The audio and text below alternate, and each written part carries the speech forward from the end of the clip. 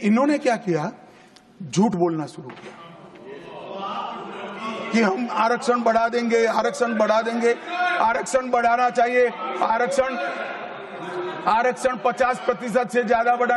ये क्यों बढ़ाना है मैं बताना चाहता हूँ। मान्यवर, झूठ नहीं, असत्य, झूठ की जगह असत्य। चले मान्यवर, आपने भी क्रेडिट किया था। खड़गे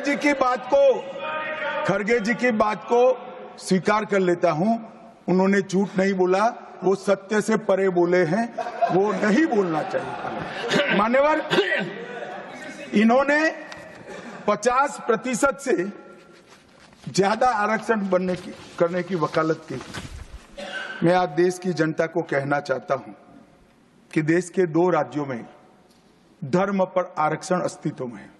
धर्म के आधार पर आरक्षण ये गैर संवैधानिक है। मान्यवर, संविधान सभा की कोई भी डिबेट आरक्षण के प्रावधान करने वाले आर्टिकल की पढ़ लीजिए। इसमें स्पष्ट किया गया है कि कोई भी आरक्षण धर्म के आधार पर नहीं हो सकता। आरक्षण पिछड़ापन के आधार पर।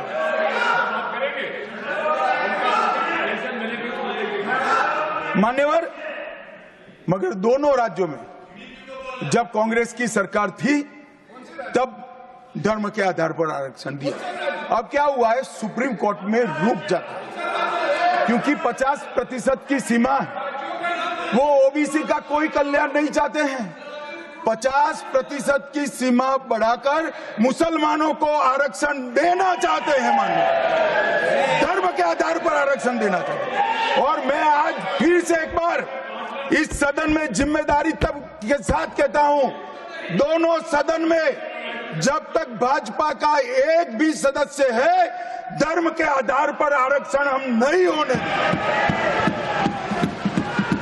ये संविधान विरोधी। मान्यवर, मैं अब अरे दिया है।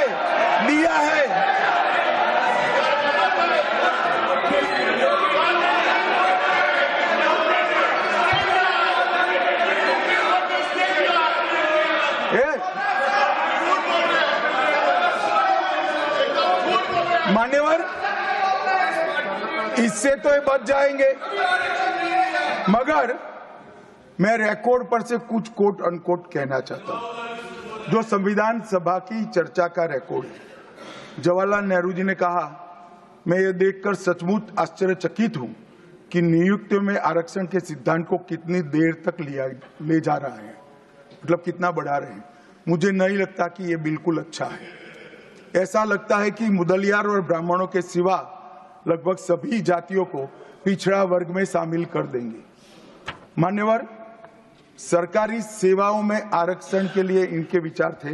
मैं इस बात से चिंतित हूं कि सरकारी सेवाओं में नियुक्ति के लिए जिस तरह से बहुत सारी जातियां और समूहों के आरक्षण के प्रस्ताव आते हैं, यह बहुत बुरी प्रवृत्ति है।